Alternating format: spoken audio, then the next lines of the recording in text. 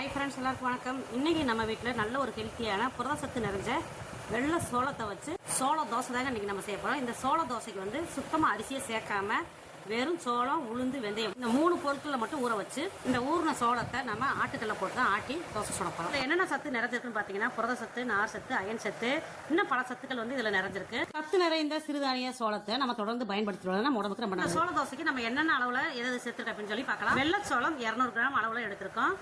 25 gram அளவில் வெள்ளை உளுந்து, 1 ஸ்பூன் அளவு வெந்தயம், 3 ஒன்றா சேர்த்து தண்ணி ஊற்றி 2 தடவை அலசி கீழே ஊற்றிட்டு அதுக்கடுத்து தண்ணி ஊற்றி முதல் நைட்டு நான் ஊற வச்சுட்டேன். மறுநாள் காலையில் இதை எடுத்து ஆட்டுக்கல்ல போட்டு ஆட்டி தோசை மாவு பார்த்துக்கோ, இட்லி மாவு பார்த்து நம்ம ஆட்டி எடுத்துக்கிறோம். நீங்கள் உங்கள் வீட்டில் கிரைண்டர் மிக்சியை பயன்படுத்தி கூட இதை ஆட்டிக்கலாம். இந்த சோளத்தை பயன்படுத்தி ஏதாவது ஒரு வகையில் தொடர்ந்து சமைச்சு சாப்பிட்டுட்டு வரதுனால நம்ம உடம்புக்கு ரொம்ப நல்லது. நம்ம உடம்புல இருக்கிற பல நோய்களை சரி செய்யக்கூடிய தன்மை இந்த சோளத்தில் இருக்குங்க. நீங்களும் உங்கள் வீட்டில் இந்த சோளத்தை பயன்படுத்தி ஏதாவது ஒரு வகையில் தொடர்ந்து சமைச்சு சாப்பிட்டு வாங்க, உங்கள் உடம்புக்கு ரொம்ப நல்லது.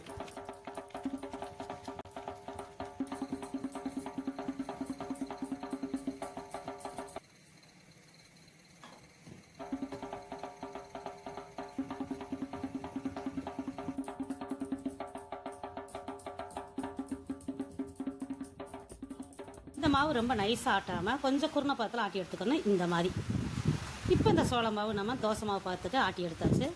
இப்போ இந்த மாவெல்லாம் எடுத்து ஒரு பாத்திரத்தில் எடுத்து வச்சிடலாம். இந்த சோள மாவில் இட்லி, தோசை, பணியாரம், ஆப்பம் இதெல்லாம் செஞ்சு சாப்பிட்லாங்க. ரொம்ப டேஸ்ட்டாக சூப்பராக இருக்கும். அடுத்து இந்த மாவில் மண்டபலத்தை தட்டி போட்டு தேங்காய் தூள் கொஞ்சம் போட்டு இனிப்பாப்பம் செஞ்சு சாப்பிட்டீங்கன்னா ரொம்ப அருமையாக அட்டகாசமாக இருக்கும். இந்த மாவுக்கு நம்ம அரிசி சேர்க்காம வெறும் சோளம், உளுந்து, வெந்தயம் மட்டும் சேர்த்து இந்த மாவு ஆட்டி தோசை சுடுறோம். இந்த தோசை மொறு சாஃப்டாக இருக்கும். இப்போ இந்த மாவுக்கு தேவையான அளவு கல் உப்பு போட்டுக்கலாம். இந்த மாவில் நம்ம தோசை ஊற்ற போகிறோமா இட்லி ஊற்ற போகிறோமான்னு பார்த்துட்டு தோசை ஊற்ற போகிறோம்னா தண்ணி கொஞ்சம் அதிகமாக ஊற்றுங்க. இட்லி ஊற்றுற மாதிரி இருந்துச்சுன்னா தண்ணியோட அளவை கம்மியாக ஊற்றிக்கலாம். தண்ணி ஊற்றுனதுக்கப்புறம் இந்த மாவை கையை வச்சு நல்லா கலந்துட்டு ஒரு தட்டை வச்சு மூடி வச்சிடலாம். இந்த மாவு புளிச்சதுக்கப்புறம் இட்லி அப்படி இல்லாட்டி தோசை வச்சு மாவு வந்து நல்லா புளிச்சிருச்சு பாருங்க. வெயிலுக்கு அதுக்கு நல்லாவே புளிச்சிருச்சு. இப்போ இந்த மாவை நம்ம கலந்து விட்டுக்கலாம். மாவை நல்லா கலந்து விட்டுட்டு அதுக்கப்புறம் நம்ம தோசைக்கல்லை அடுப்பில் வச்சு தோசைக்கல் நல்லா ஹீட் ஆனதுக்கப்புறம் இந்த மாவு எடுத்து தோசை ஊற்றிக்கலாம்.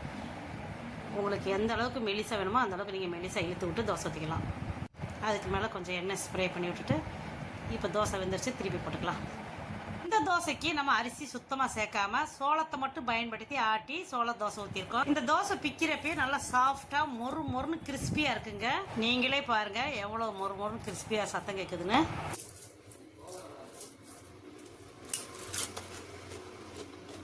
நல்ல ஒரு ஹெல்த்தியான சத்து நிறைந்த சிறுதானிய சோள மாவு தோசை உங்களுக்கு எப்படி செய்யறதுன்னு செஞ்சு காமிச்சிருக்கேன். இந்த தோசை சாப்பிட்றதுக்கு ரொம்ப டேஸ்ட்டாக சூப்பராக இருக்குது. கண்டிப்பாக நீங்களும் இதே மாதிரி ட்ரை பண்ணி பாருங்கள். இந்த வீடியோ பிடிச்சிருந்தா லைக் பண்ணி ஷேர் பண்ணிக்கோங்க. நம்ம சேனலுக்கு சப்ஸ்கிரைப் பண்ணாமல் தான் சப்ஸ்கிரைப் பண்ணிக்கோங்க. மீண்டும் சந்திப்போம்.